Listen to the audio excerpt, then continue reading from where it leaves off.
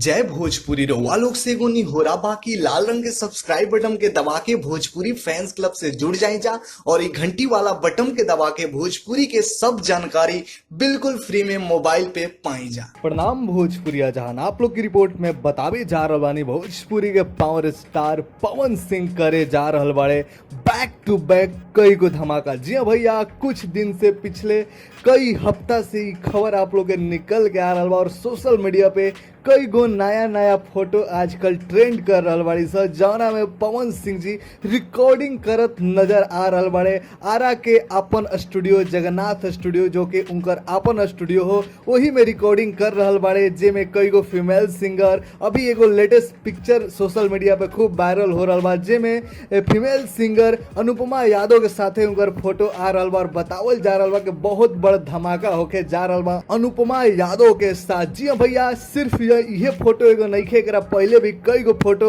आ चुकल बाड़े सर, जौन की रिकॉर्डिंग करत नजर आयल बाड़े पवन सिंह जी नया नया गाना के। यानी बहुत जल्दी अब आप लोग के इंतजार के वक्त जौन बा खत्म होके वाला बा, कहेगा बहुत जल्दी कुछ बड़ा और कुछ नया धमाका होके वाला बाड़े पवन सिंह के आवाज में। तो आप लोग खास करके कौना गाना के ज्यादा इंतजार कर रहल बानी, कौन फोटो आपके सबसे ज्यादा मतलब बेकरारी बढ़ा दिले बा के जौन गाना के इंतजार कर रहल बानी, और कितना बेकरार बानी और का नाम बा इस सब पवन सिंह के नया गाना के बारे में नीचे कमेंट सेक्शन में राय दीजा, लाइक शेयर कमेंट कर जा। मिलत नहीं अगला वीडियो में, तब तक के लिए चैनल को सब्सक्राइब कर लीजिए। जय भोजपुरी एकता बना कर राखी जा।